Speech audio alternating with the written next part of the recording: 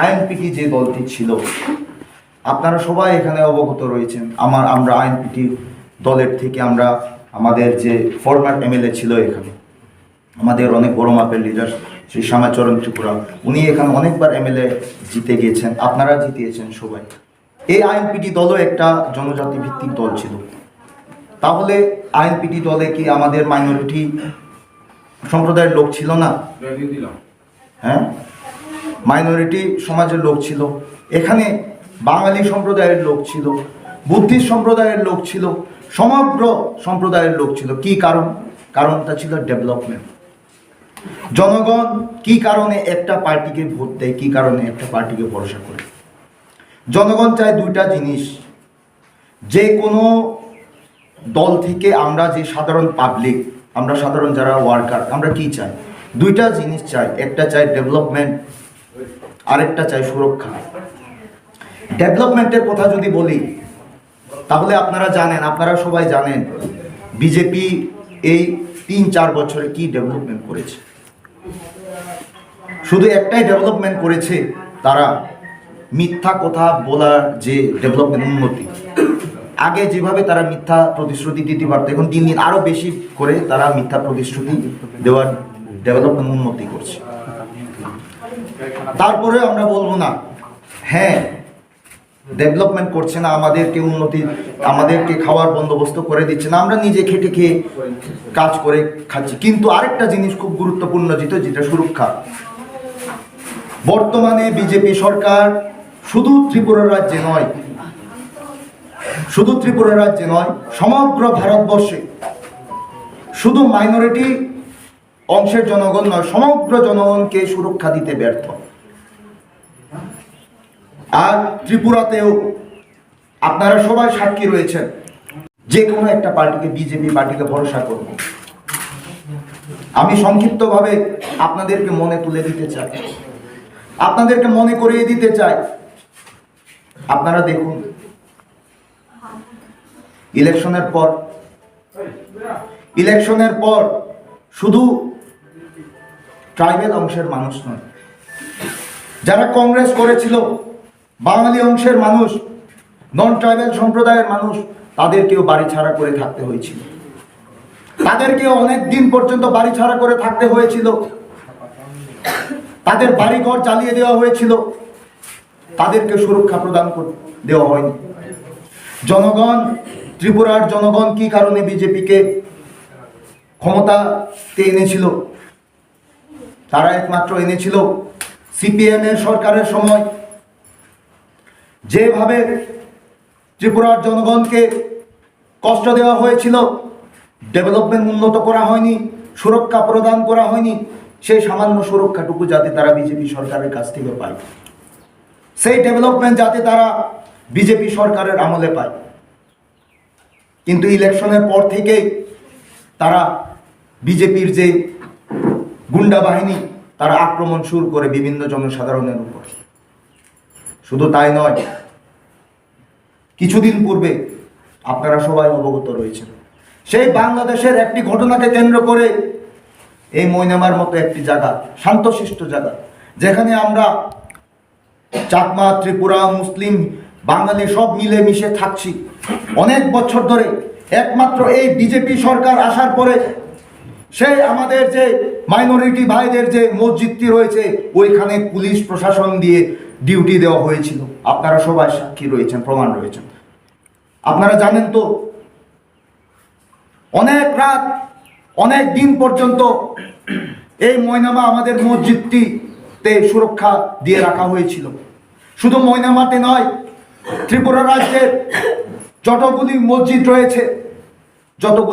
রয়েছে সেই মসজিদগুলিকে সুরক্ষা দিয়ে রাখতে হয়েছিল।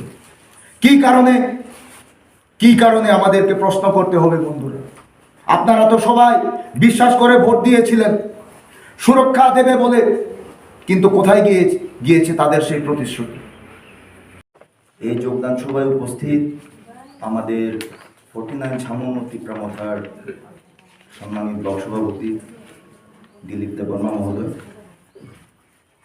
উপস্থিত আমাদের ত্রিপুরামথা ধলাই ডিস্ট্রিক্ট কমিটির সদস্য সম্মানীয় অমল চাকমা মহোদয়, উপস্থিত আছেন আমাদের ছয়লেংটা টিটিএ ডিসিআইএস কমিটির সম্মানীয় চেয়ারম্যান শ্রী সুনীল দেববর্মা মহোদয়, উপস্থিত আছেন আমাদের ওয়াইটিএফ এর ডিস্ট্রিক্ট সেক্রেটারি দল, উপস্থিত আমাদের 49 ছামন তিপ্রামথার দল কমিটির সেক্রেটারি, উপস্থিত আমাদের সম্মানীয় চেয়ারম্যান ময়নামা ভিলেজ কমিটির, এবং আপনারা যারা যারা এখানে উপস্থিত হয়েছেন যোগদান করার জন্যে, আমাদের তৎসঙ্গে আমাদের পার্টি ওয়ার্কার, ওয়াইটিএফ এর, আমাদের টিডব্লিউএফ এর ডিস্ট্রিক্ট কমিটির সেক্রেটারি, আমাদের দল কমিটির মেম্বার্স, সবাইকে আমার আন্তরিক শুভেচ্ছা এবং অভিনন্দন। আজকে নির্বাচনে আপনারা অবশ্যই এখানে ক্যান্ডিডেট দিবেন। এখানে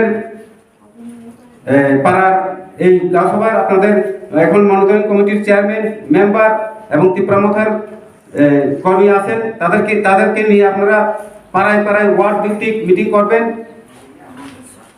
আগামী দিনে যেন আমরা এই প্রপার মহিনামাটা তিপ্রামথার গাঁওসভা করতে পারি,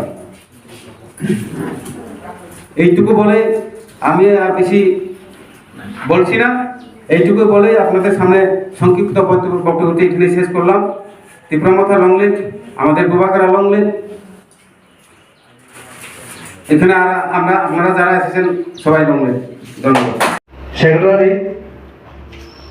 শ্রীযুক্ত জগদীশ দেববর্মা মহাশয়কে মঞ্চে এসে আসন গ্রহণ করার জন্য অনুরোধ রাখছি। তৎসঙ্গে আরো জানাচ্ছি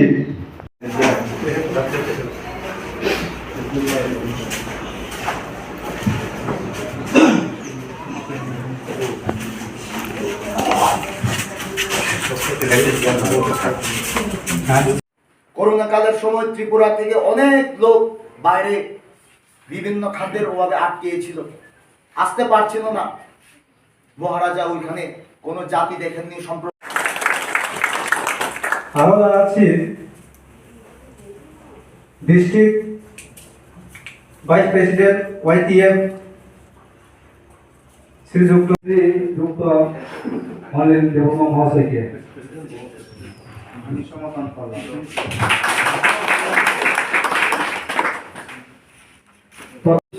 সবাইকে ধন্যবাদ।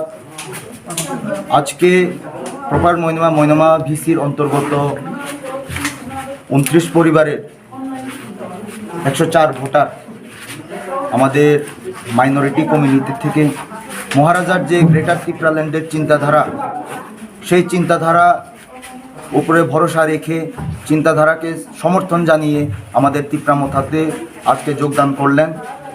আমরা 49 Chhamanu Tipra Motha block committee, YTF, টিডব্লিউএফ এর পক্ষ থেকে ওনাদেরকে আজকে অনেক আনন্দের সহিত আমরা সাদরে গ্রহণ করে নিলাম এবং আমরা অত্যন্ত খুশি তারা আজকে আমাদের সঙ্গে যোগদান করেছেন এবং আশা রাখি আগামীতেও বিভিন্ন কমিউনিটির মধ্যে আমাদের মহারাজার যে গ্রেটার ত্রিপুরাল্যান্ডের চিন্তাধারা, সেই চিন্তাধারাকে সমর্থন জানিয়ে আগামীতেও আমরা এভাবে যোগদান সভা করতে যাব। সবাইকে ধন্যবাদ। যতনা ধন্যবাদ। কত নম্বর ওয়ার্ডে? 1 নম্বর ওয়ার্ড। আমাদের বিপ্লবীদের আদর্শ কি?